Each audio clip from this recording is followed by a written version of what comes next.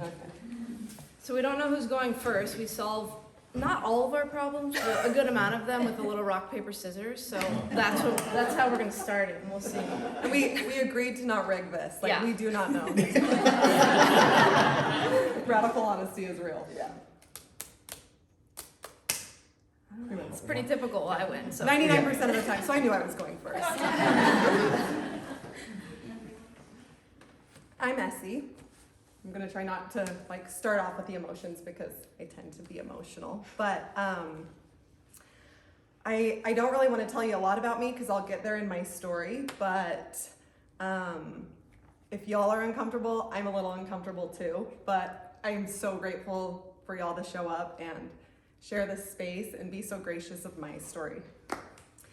I grew up in Bountiful, Utah, in an LDS home, very dedicated, not Sunday church day, but 24/7 around the clock LDS. I was in the presidency from Beehive to My Maid to Laurel's, and some of my siblings needed that extra shove to go to church, and I never needed it.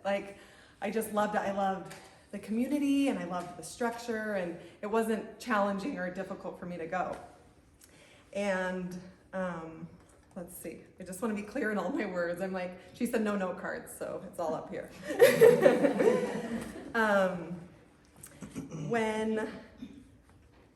Even though I was an active member of the church, like most teenagers, there were still times where I needed to go to the bishop and repent, and I always found that extremely uncomfortable. However, I just felt like it was part of the repentance process, right? To just kind of feel uncomfortable and get that out and work through that. Along with all of that, very early on in my life, I struggled with mental illness. I think it was second grade when I was diagnosed with separation anxiety.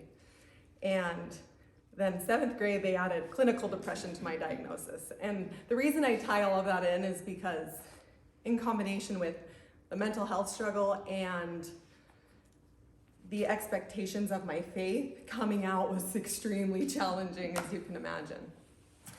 So I graduate high school and I'm sending off my missionary. And a little backstory, he was the kid in seminary with his head down. He'd show up once a month, and I was I'm gonna get him to graduate seminary, go back to church, and go on a mission. And so we had dated for 3 years. He gave me a promise ring, and I was just waiting for him to get home so we could get married and have a family and do what I had always planned to do. And right after he left, I started my college studies at Salt Lake Community College, and I was going to be a sign language interpreter. And I had a fellow colleague who was also our institute president, and I'm assuming, big assumption that everyone's familiar with Institute, but it's a college course for LDS education. And within this first week of school, her name was Sam. Sam was our institute president. And I hadn't spoken to her the first few days of classes, but we had both gained a mutual friend named Jessica, just for the story to make it make sense. And it's towards the end of the week, and we're sitting in a class, and Sam and I are both sitting on either side of Jessica. Jessica's in the middle of us. And Sam had moved to Utah from Oregon. And so she was living in Taylorsville near campus without a car, so she could just walk to and from school. And for these first few days, she was kind of relying on Jessica to get her to any extracurricular activities. And Jessica's so we're in class, sorry. And there's a discussion about a party at the Deaf Center this weekend. And Jessica's hey, I actually can't go. Maybe Essie can give you a ride. And simultaneously, we both lean back on our chairs and meet eyes. And it was something clicked. Something I had never felt, literally in that moment. And I was just okay, cool, we have a connection. This is my new best friend, pretty immediately. And that's exactly what she was. We spent every minute possible together. She lived with my parents for a little while.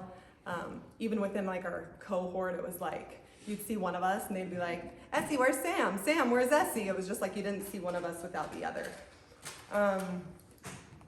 And then, let's see, it was probably not even a year, about a year, probably 10 or 11 months into our friendship that we had kind of like crossed that physical boundary. And a few months before that, we kind of came out to each other, not in the sense of I'm gay, but in the sense of, I think I like you more than a friend. But it was like, okay, that's cool. Like, we're not gonna do anything about it. I'll marry my missionary, you'll marry yours, we'll live next door, our friends will be best friends, and the world will be good. But it was like, it's just me and you. Like, I'm not gay, you're not gay. This is just a really great connection type thing. But the night that something happened, that we crossed that physical line, as powerful as it was, the guilt was even more powerful. And I got immediately on the phone with my singles ward bishop, and I was like, I need to talk to you. He's like, all right, we'll meet before church.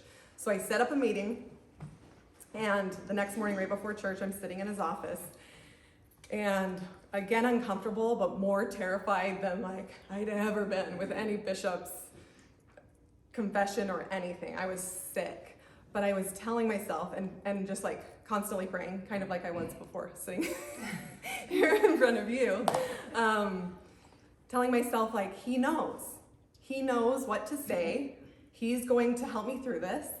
And if I can just get it out, like I'll be well on my way. Everything will be cool. So I get the nerve and I tell him, and he has like way too long of a pause. It felt like forever for me.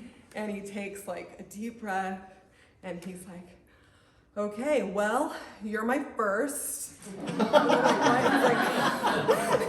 He's like, no one's ever come to me with same-sex attraction. And I was like, oh, please, Heavenly Father, please help him out here. You know, like, I'm like, ugh. So unfortunately, the next words that came out of his mouth were, these are like the top sins of our church and like the worst things you can do. And here's murder and here's homosexuality. And I seriously felt like throwing up. I was like, oh, and he's like, but you're not a homosexual. Like, you're good, you know? Like, this is just a test. He told me this is just a test and we're gonna get through this.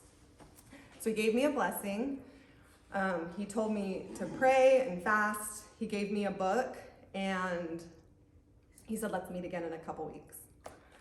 And if you're curious of the book, it was not Miracle Forgiveness. That was I read that in my teenage years, like 5 times. But it was like the thinner one that came out after that. I don't remember the name of it. I was struggling. Carly tried to help me figure it out, but we couldn't figure it out. What is it? No, it wasn't. It's a really teeny one, and it. No. I feel like it has atonement in the title, which would make sense. But I left there. He said, we'll meet in a couple weeks. Well, it didn't do the trick, and it became like this. Thanks, Pam. Need to laugh a little more, relax a little more. No, I appreciate you. And it became this cycle. It was like, we'd cross the line. I'd call the bishop. I'd feel horrible. She'd feel horrible. She was doing the same thing on her end, right? Because she was in the same situation. Institute president, mind you. And so we kept this really ugly cycle going. And I think it was my bishop's idea, who was like, you know, you need to distance yourself from Sam. You gotta like, space is gonna help this. You need to date some guys, get out of here. You're not clicking with anyone in our singles ward. Go down to St. George. Oddly enough, I find my way back here all the time. And so I stayed at my parents' house in St. George. And no kidding, I would wake up in the morning, I'd say my prayers, I'd read my scriptures, I'd go exercise and just repeat all day, every day. Every Sunday I would fast. Not the first Sunday of the month, but all 4 Sundays. And I was like, I'm going to cure this. Like, it is going to be gone. I was so diligent. Like, I knew this was gonna be it. And I even was dating guys, even though my heart was still with my missionary, I guess. But I think I went on one date and it was horrible. I think he was gay and I was gay, so it just... But I got back home, like super pumped, super ready. Like, Sam and I can be friends. This is water under the bridge. And things just resumed as if they were where they were. So this rocked me. And I decided that I was going to look a little bit more into the church, because things just, I thought, like, maybe what if this isn't so wrong? Like, what if my feelings for Sam aren't so bad. And I remember like dial-up internet, and I'm like reading these blogs, and my parents would have died. They would have died knowing I was reading these things. But it sparked a curiosity in me, and I still had such a strong testimony, but I thought, like, who can I ask? Like, who is the closest to Heavenly Father right now that can give me the answers I need to like clear all this up, all these questions that I have? And so I wrote this letter to my missionary, and we got to email on Mondays and letters on Wednesdays, and it was like we were both really regular. So I send him my letter, and I don't hear from him for probably like a month. So like probably 4 weeks go by, and it's like torturous. I'm like, can you call Chihuahua, Mexico? Like, how am I going to connect with? Do I have to wait till Christmas? And then I got the letter or email. I don't know which one, but he said, no future wife of mine would question the truth of the gospel. And I can no longer see you kneeling across the altar from me. And I was heartbroken, to say the least. I mean, I thank him now every day because that like took me on a whole new path, right? It took me on a whole new path, and I started to look more into my questions, and also I started to question my feelings for Sam. And as I like looked into it, the struggle continued for probably about 3 years, almost nearly 3 years. And I fought so hard. It was like so ugly. The struggle with dating guys, my relationships with my family and friends, and more than anything, like the inner conflict of like who I was, who I felt I was, and my beliefs. So after those 3 years, I'm 22 years old, and I decide it's okay to be me. Like, it's all right. I'm actually pretty cool, and liking girls isn't the worst thing ever. And I decided that I didn't want to be part of a church that looked at who I was as a lifestyle choice and a sin. So I left the church, and when I came out, it was brutal for my family. It was, nothing was good for anybody. I have 3 sisters and 1 brother, and the 2 best parents literally on planet Earth, and it was tough. Need a hand or something? There were a lot of like fights and blowouts and all the things, and my parents never like supported or said like who you are is okay, but like never ever did they stop loving me and showing me unconditional love. And me and my partner were invited to every Sunday dinner, every family gathering, and it was so uncomfortable, and there was so much tension, but my mom was like, your family, get in here, like this is uncomfortable and we're gonna do this. And where am I?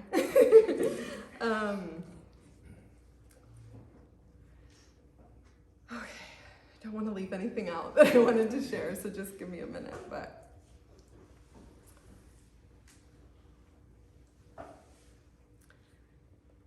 so at that time, I felt like there's a good chance that some of my relationships with my siblings are like severed. Like there will be no reconciliation, is that the word?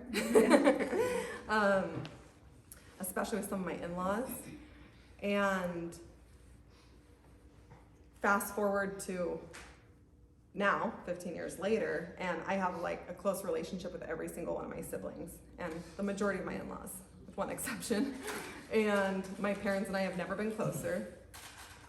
But when I came out, I lived on Capitol Hill, and I was like out and proud and loud and all the things, and there was kind of like a local queer celebrity, you might say, Troy Williams, who was like a protester and a fighter, and he was always in the news. He got arrested at the Capitol, and I'd follow him to like all the rallies, and we were like, gonna create marriage equality in Utah, which we did in 2012, which is so awesome. And so I kind of went through all of that. And I'm just gonna step back a little bit. When I came out, I was like completely lost. I didn't know what my values were, what I really believed, what I didn't really know the purpose of life. Like, what is all this? And so I made some really poor choices, and I don't regret a one of them because I am who I am now. But I leaned on like my people, and I'm a big believer. I was a school teacher for 7 years, so I'm a big believer that you only need like one good, solid human. And I happen to have like a whole tribe of them, and they all happen to be queer at the time. But I had those people that supported me in like my way through. And I finally started to figure out who I was. And like, oh, I don't have to be part of the LDS church to have values. Like I can still have a standard and I can still have beliefs and I can still have a spiritual practice. And I mean, that's a 15-year journey too, and I'm still like chugging along. But all right, I'm back here, Capitol Hill, protesting, fighting the good fight. And now, a year and a half ago, Equality Utah decides to make this wild decision and hire me. Never did I think I would work for Equality Utah. If you're not familiar, they're the state's like leading political advocacy organization, but for the queers. So we like fight on Capitol Hill to make sure like candidates are endorsed, to pass bills that are inclusive for all of us. Well, Troy Williams, my queer celebrity of Utah, is the executive director of Equality Utah. So I'm thinking when they hire me, like, all right, we're gonna like cause some trouble. I've been living in LA for 10 years, so I didn't like really know where Equality Utah was at, but I knew Troy Williams was running it, so I was like pretty pumped to be able to, cause a little bit of a ruckus. And my first day in the office, I'm like sitting across from him, and he's like telling me his beliefs and his values and the Equality Utah mission and vision, and he's like, we reach across the aisle, we get curious about people, we find common ground, we build relationships. And I'm like, huh? I'm like, you've changed in 14 years, who is this? But it was like this moment of like, this is the life lesson I've been learning all along. And that's exactly what I did with my family. I know I owe a lot to them and the work they put in, because it wasn't easy on any of us, right? But on a personal level, I really had to let go of our differences. You know, the questions of like, because even more than being gay, my parents' struggle was like, but what about your testimony that you've had for 22 years? Like, what about the afterlife? Like, you're not gonna be there? Like, you're not gonna get in type stuff, you know? And it was like extremely challenging to work through all of that, and that was always the heart of like the relationship. It felt like we can go have a good time, but this is gonna end in something not good. But once I was able to kind of like let go of those differences, be confident in myself, and like check into who I was, what I believe, again, my values, it made me able to connect with them. And like George said, love them, you know, and we leaned more into that, and like the differences kind of worked themselves out. You know, I think it was not too long ago where my mom said something like, I think we'll just figure it out after we die. Like, I don't think we need to know everything. And I think that's so true. We don't need to know everything, but what we have is right now.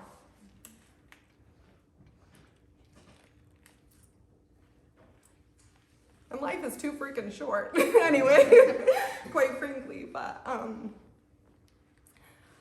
I feel like I've talked forever, sorry. You did. But I think when I was able to let go of those differences and my bitterness and anger toward the church, and kind of like let that roll off and lean into the common ground that Troy Williams so beautifully speaks on, the connection's there and the love is there, and they're still my family and my parents and my siblings, and you lose friends along the way, but I'm like, see ya, good luck, that's okay, you know. I think that's me. Why don't you go? Okay, Cool. Well, my name is Jet, and I don't have an LDS background, so not really used to being vulnerable in a public space or in that type of setting. So I'm letting the walls down just because I do know how important it is to be vulnerable, to like gain connection and common ground. So we're gonna do it, and I'm stoked to be here. So thanks so much for having us. So I'm a first-generation American. My parents are both Cuban, and culture was everything in the home. I grew up in Burbank, California, which is predominantly Caucasian, especially at that time. So like outside of the world, like outside of the home was very different than inside. And even though I don't like scream a Latina with the last name Gonzalez, you know, like it screamed Latina. So I always like in the outside world was like, okay, this is cool. And then at home I was like, oh yeah, this is culture. This is my family. So gender roles were quite deep. My mom was the caregiver, the cooker, the cleaner, and my dad was out working all the time in the film industry. So those were pretty defined, but I had an amazing upbringing. My parents had some pretty tough upbringings themselves. So like they modeled resilience from a very young age, and my brother and I, that did not go unnoticed. We were super grateful for like their upbringing and what they did to give us the life we did. But yeah, I had an amazing childhood. So I had a really great group of friends that I still have till this day. But like I said, I was that like token Latina friend, and everybody was kind of like, what's Cuban? Like, who's a Cuban? What is that? What do you speak? You know, like they didn't really know. And if you don't know a Cuban, they are like very proud and very loud. So it was like, oh, you don't know? Come on over. And it was really cool to expose, you know, my friends to this culture that they didn't know about. And my mom would cook them this amazing Cuban meal, and then they'd be like, oh, when are you gonna have us over for Gana Papa? Or, you know, they would just want to come and feel that. So that was pretty cool. But it was a little different. Like, even though I didn't stand out, I felt a little different. But yeah, that was okay. And growing up, I always wanted to do everything my brother did. So I kind of fell in that like tomboy category. But then middle school hit, and I was like, okay, I am ready to get girly. I am interested in boys. And I didn't know from a very young age that I was gay. So I just leaned into, you know, like trying to fit in more and up my feminine game. So I was a little boy crazy and had a lot of boyfriends at the time, and my friends were like, okay, so like how do you talk to the boys, and looking for advice from the lesbian now, which is pretty cool that I gave him the good advice. But it wasn't until high school where things started to get a little complicated with my love life. I was the only freshman on the varsity soccer team. So, you know, I had to do all the freshman duties of like, I have to pick up all the sweaty pennies. I have to put all the cones out and do everything to like gain the respect of a freshman. So there was a gal named Susie who decided like, oh, you don't gotta do that alone. So she was always showing me the love and making sure I was included and like a part of the team. And at the time, I didn't really think that we were being flirty. I was like, oh, you know, we're just friends and this is fun and this is cool. But now looking back, I'm like, oh yeah, we were totally flirty. And it was at the end of the soccer season. We didn't make it to state, but the boys team did. And I didn't really have too many friends on the guys team because I was so young, but they invited us to go and watch the state game. And so I was like, well, I'm not gonna really go. I don't really, you know, I'm not too connected with them. And Susie was like, well, hey, if you go, I'll go. And I was like, oh, okay, sure, I'll go. And so we went on the bus, and being flirty, somehow our hands just connected. And I was like, whoa, like electric shocks went through my body. And I don't know how many hands I had held before, you know, the bus ride, but never have I didn't feel that before. And I was like, wow, this is weird, but we just like held hands under our jackets for a 2-hour bus ride. And like no one knew, like we didn't even know what was happening. It was just like holding hands, feeling electricity the entire time. And that developed into this beautiful, like, first love. And it was so innocent. She had never been with a female. Her family, culturally and like religiously, she's Arabic, and definitely like very a big no. So we both were like feeling this love, but then feeling super guilty and just feeling like just crap for loving each other. So we were like, well, okay, we tried to fight it, but then just continued getting like deeper into love. So we were living these secret lives of like, we'd hang out and have our relationship and talk on the phone in the middle of the night. So like our parents didn't know. And then we had boyfriends, you know, and would go to dances with boys. And it was a pretty rough battle at a young age to like feel these things.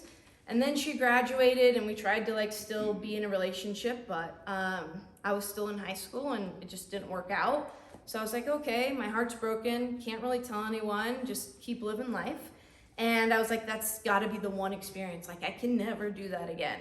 One, like in my group of friends, nobody knew and I would not have been accepted. In my culture, I would not have been accepted. In my like home, I think my parents were like, it's okay if people are gay, but I don't really know if it's okay if my kids are gay type of thing. And so I was like, no, push that down, far, far down. So I went back to living this heterosexual life and was in a long-term relationship with a guy who I loved as a person. And we had a really great time and connection. And I was like, okay, well, I guess this is like what love, like deep love looks like with a guy. And we moved in together and I'm like, okay, yeah, you just got to do this. This is what life is now. And you'll have to just settle for what this feeling is. And I never really felt complete with him, but just was like, yeah, I guess other people feel this and this is what marriage is supposed to look like. So I was like, we're gonna get married one day. And then he turned around and broke up with me out of nowhere and I was like, what? Like, I would have never done it. Even though I knew I should have done it like a long time ago, I would have never done it.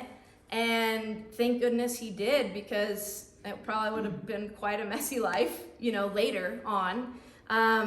And I was like so confused. I was devastated because I was like, I can't really ever come out as gay. I need to live this straight life, but I'm not with him anymore. So I was like, what should I do? Oh, I'll move away. So I moved to Costa Rica. I'm like, yeah, this is pretty far. Yeah, no one knows me here. And then I was like, oh wait, I still have to pretend I'm gay or straight, even though no one knew me. I didn't get to like explore that any further. I was like, oh no, stay on this straight path. Like, it's okay. Came back to the States, moved back with my parents, in Burbank. Worked in the Burbank school district, which is a little tricky working in the same school district that you grew up in, just because it's kind of a smaller town in LA. It's not a very big town, so people know you and that reputation is still there. And with that, I met like my first group of queer friends as coworkers. And they then introduced me to Mandy, who was then my second girlfriend. And Mandy had been out for like, 10, 15 years. And then she has this girl who's like in the closet, completely the opposite end of the spectrum. And I'm like, well, like, we have to keep this all secret. And she's like, what? Keep it secret? Like, I've been out and proud for so long. And I was like, oh, no, like, I cannot be out and proud. So the struggle then again continued. I was living these like two lives. I had my work queer friends and Mandy, and then I had my family and my core group of friends that I had still never ever told about my experience with Susie. And so Mandy and I did our thing for a while, and she was so patient with this hot mess who was living this double life. And then it was one of my best friend's birthdays, and my best friend Gina's like, oh, we'll go together. I'm like, okay, cool. And so I told my parents, oh, I'm sleeping at Gina's tonight. Like, don't worry, we're going out for Kelsey's birthday. We go out, come home, Gina drops me off at my car, and I go to Mandy's, and I spend the night at Mandy's. And my mom, she's wild. She has this motherly instinct. Next morning is blowing up my phone, which had died. My phone was no longer, alive. And she calls Gina. Hey, what time do you think Jet's coming home? I haven't heard from her. And Gina's like, what? I dropped her off last night. Like, she went home. And then Gina calls Kelsey like, did Jet go to your house? Like, where's Jet? Phone comes back to life, and there's like 50 plus messages of like fear of, where are you? All these things. And I just broke down like, oh no, like I have to be honest. Like what? I haven't been honest with myself. I hadn't been honest with like my tribe.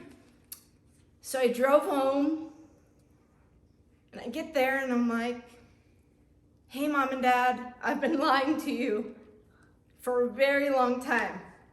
I'm gay. And they're like, what?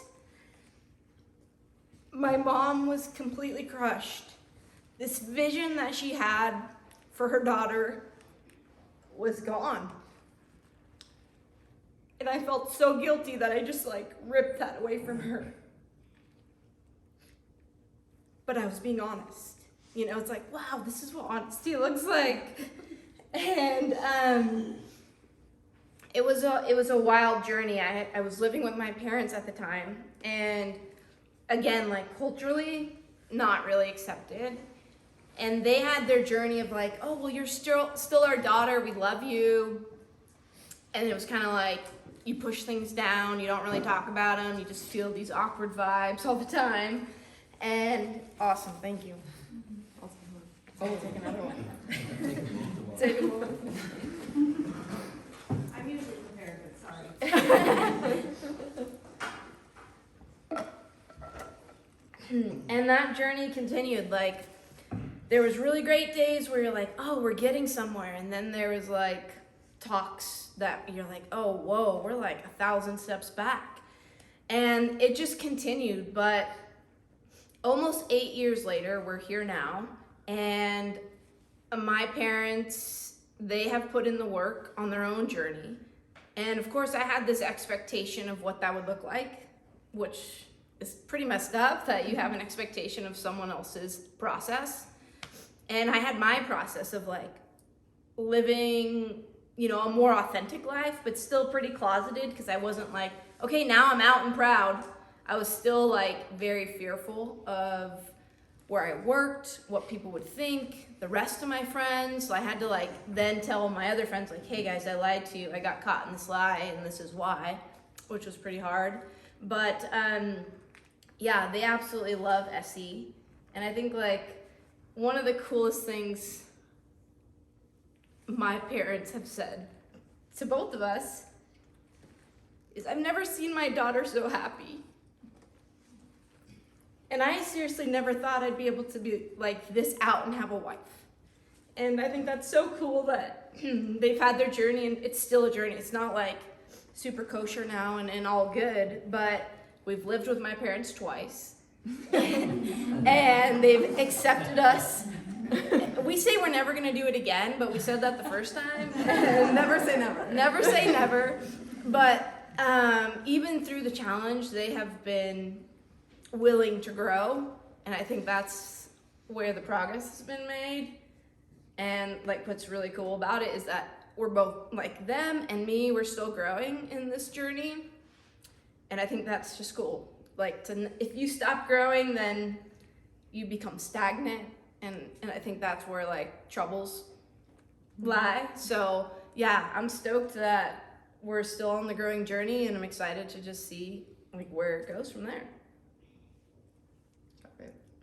But then 2 weeks after, 2 weeks after I came out, I met this one.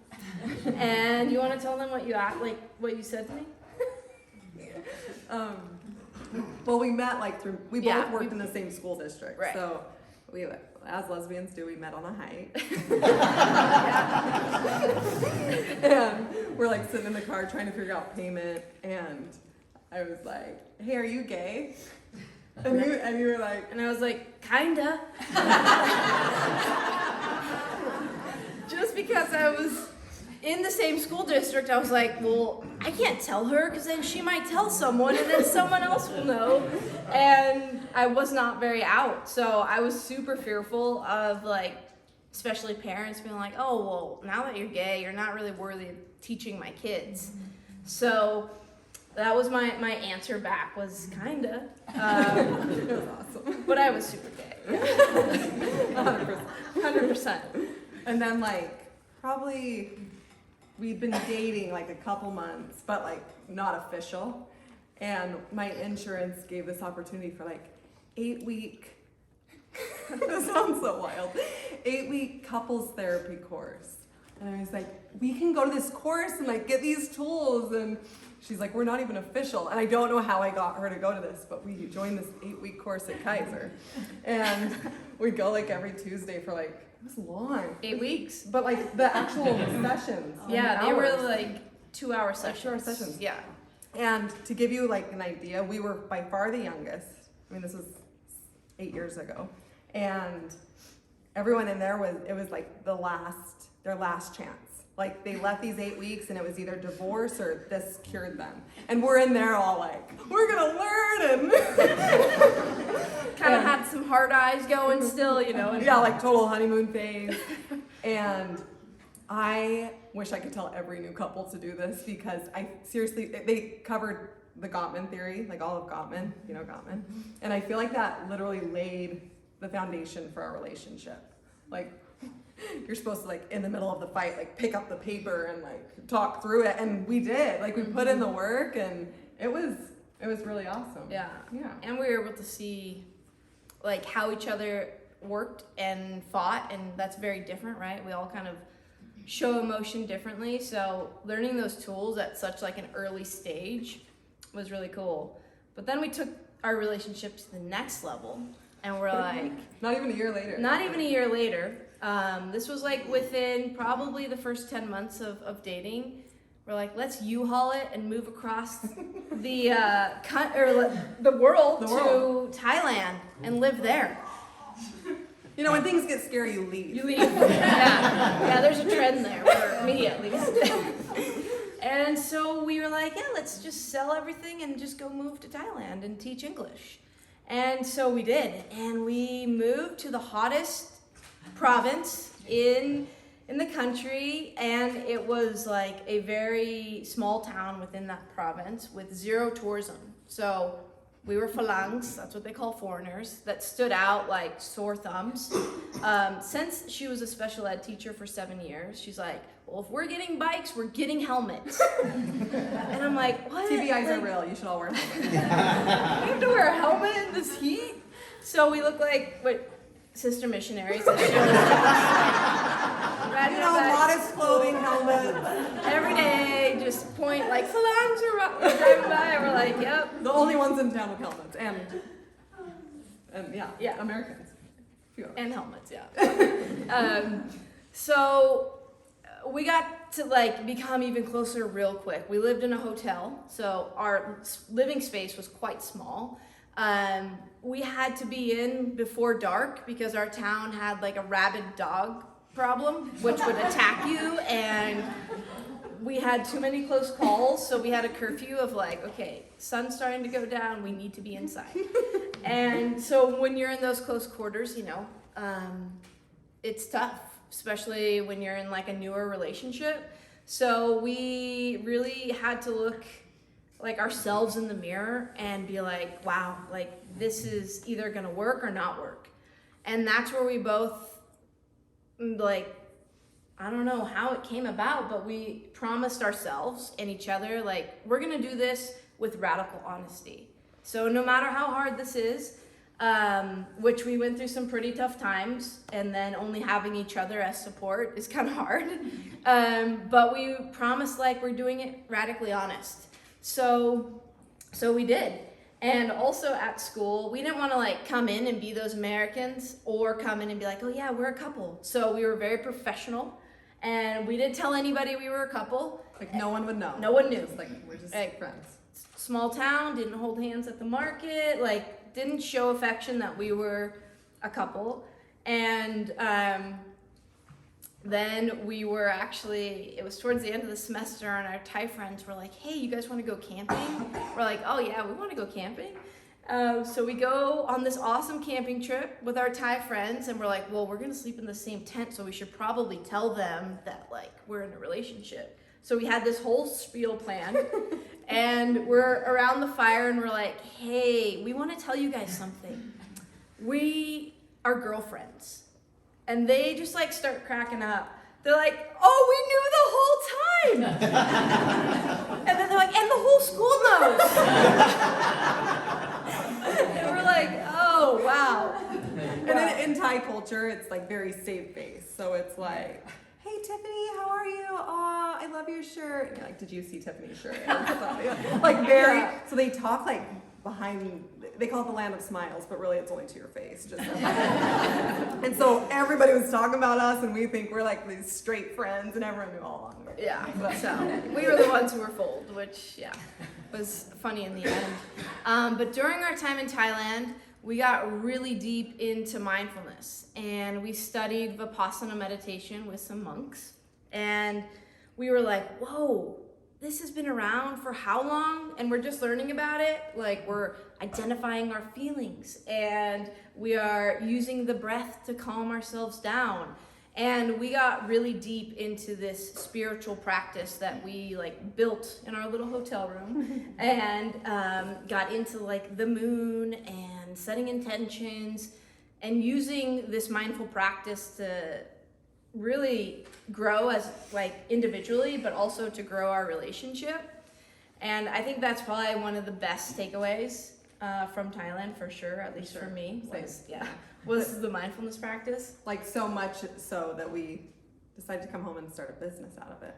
So it was like, when I learned this tool, I went back to my little second grade self, and I was like, oh, if she only had this, like if she only could check in and self-regulate and identify feelings, that could have been a game changer. And my parents, I'm no lie, they are the greatest parents on the planet. Like, they had me in therapy in first grade. They tried all the things. Do you want to try medication? Okay, you want to go off medication? Like, they did everything they possibly could to support me.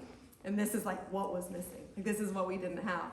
And so I'm like, well, we got to share this secret with literally every human we know, or like we're not doing what we're supposed to do. So we started teaching it in the schools in LA. Businesses hired us. People would just be like, can I hire you individually? So we started doing one-on-one sessions. Our friends that would get married would be like, hey, everyone tells us our wedding day just comes and goes. Can you do a little like thing with us where it's just the four of us, and you can kind of connect us and check us into this moment? So we've done like women's circles. We've done like some really incredible things and been able to share this. And it's become really our passion and love and our daily everything, really. Yeah. Second to mindfulness, we're huge advocates of therapy. Like I said, my parents had me in therapy from a very young age. And me, not so much. In my culture, it was like, oh, you go to therapy because there's something wrong with you and you need to fix it. So I had like a skewed vision of therapy, and then I'm dating this girl who's been to therapy since, she was in second grade. I'm like, what's wrong with you? Yeah. But I would like come home from therapy, and she would be like, so what'd you talk about? What happened? What'd you do? And I was like, why don't you come? And she's like, I don't need therapy. We don't need therapy. Are you trying to get me into couples therapy? I was like, no, just come listen. And somehow I got her there. And we leave the first session, and she's like, Dr. M's pretty cool, I'm like, yeah, she took your side the whole time. And then she went the next week, and now our therapist is like our ride or die. Yeah. And it's been huge. Like, I am now a huge advocate for therapy, especially couples therapy, not because there's something wrong with the relationship, but to like get a third perspective, or just a different perspective than the one you're like fighting against. So yeah, that has been, I think, very beneficial for our relationship. For sure. Yeah. What else? I think we're gonna just share a couple stories on allyship. Yeah, we wanted to share a few stories on allyship. I'll go first. Yeah. Cool. Okay. So when I came out, something I really strived hard to do was stay involved with my family with the church. So like I would still go to baptisms, or if like nieces or nephews were speaking in church, I'd be sure to be there. My parents' farewells and homecomings and like all the things, I didn't want to lose that. And I'm so grateful I didn't, because just even a month or two ago, I think my parents are like, we're having a ward party in Pineview, want to come? Pine Valley. Pine Valley. Yeah. And I was like, yeah, we'll use any excuse to go to Pine Valley. And so we're going really nervous. Like, do we hold, it's almost like we wanted to go back in the closet, because it's not only ward party, but it's St. George, and it's no secret, it's conservative. And we go, typically before this day, my parents are like, this is my daughter and this is Jet. And like, it's never, not even partner, not even anything. And my mom is like, this is my daughter and this is her wife. And thank goodness it was outside, because we were just both like under our glasses, like, she's my wife. And it's like things like that, like little things that people, I mean, the shock on their faces was real. Like people are like, Wait, what did she say? did she say what? But my mom was like, got brave, and suddenly like she like shed that skin of like caring, and she's so proud that Jet's her daughter-in-law, and she's like, she calls the in-laws the add-ons, because they're not in-laws, like they're just added-on family. But so to me, little things like that are allyship. Yeah. Another allyship story. So being from LA, all right, it's a little bit more diverse, a little more eclectic, and so it doesn't really matter, right? You're gay, you're straight, you have purple hair, who cares? And so even though I did come from like a little more conservative town of Burbank, coming here, I mean, it is like conservative. That was not conservative. I'm like, whoa, where am I? And I had a little culture shock, and I was like, wait, why did we move here? Like, what are we gonna do? We don't have any friends. Like, why? Let's leave. And then we found queer friends, right? And I was like, whoa, I have never felt like a part of a queer community, because in LA, I never really seeked it, nor like you can totally be queer and never be a part of that community. And here, I was like, this is so awesome. Like, I feel a part of community. But then there were these allies that were also a part of the community. And I was like, wow, we're seen. We felt like seen and protected by the allies that were showing up for the community. And I just was like blown away by that. I know, the other day she's like, do you realize like the allies show up even more than the queers? Yeah, to some events it's true. One more? One more, Okay. yeah. Recently, we gained a new, now they're a dear friend of ours, but at the time they were just an acquaintance. It was like our first meeting, and we're hanging out for about an hour or so and saying our goodbyes, and he's like, and he's very new to like the LGBTQ community, like just stepping in the waters of becoming an ally. And he's like, well, thanks guys. And we're like, all right, see ya. And he's like, hey, wait. And we're like we didn't think anything of what he had just said. And he's like, I realize I've been saying guys, and like, are you ladies? I don't, like, what do I call you? And we're like, oh, we're cool with guys. Like, everybody's a guy to us. Like, hey guys is cool. But that is allyship. Like, being curious and going like, are they cool with guys? Because people aren't, right? Some people are like, I'm not a guy, don't call me guy, or lady. But I think just the mindset of getting curious and being open to like, what if we're like, nah, we don't really like guys, just say like, see y'all, or something. But that was huge. And he was like newly in it. So I think if you come from a perspective of curiosity and like wanting to learn and wanting to know, that's like, you're an ally. Yeah, and not assuming, because just because we're lesbians that are okay with guys doesn't mean every lesbian's okay with that. So yeah, I think being curious, being open, and just being willing to learn is probably the best thing. And even in the queer community, we are still allies to other parts of the queer community, and being curious about them and asking the questions rather than assuming, I think is pure allyship. Yeah, I I'm just gonna add one more thing and then we can wrap this thing up. Okay. But my family, like, is pretty crazy about her. I think she's, like, surpassed all the children. She's just the favorite because she's like, okay, so what about Joseph Smith? And what about, like, she is so curious about the LDS faith. When my parents later were serving a mission in Thailand and we went to visit them, they call us on, like, to our room and they're like, hey, we're gonna hold a testimony meeting. See, we always get the invites. They're like, just in our room and do you wanna come? And I'm like, and she's like, yeah, we'll be there. You know, we'll be right up. And like by the end of it, Jet's like crying and bearing her testimony. She's like, I think I'm meant to be a Mormon. But her curiosity has like seriously bonded them. And so I think like I feel like that's the answer. I don't know. Like, curiosity is a beautiful thing. It is. And I think if you're curious, then they're curious. Just because I can assume a lot because I'm not from it. And I think and I'm like, wait, should I have not asked that? You know, but I think they know I'm coming from an honest place with my questions, and I have a lot of questions, and yeah, they're just always willing, and I think asking the questions is where it's at.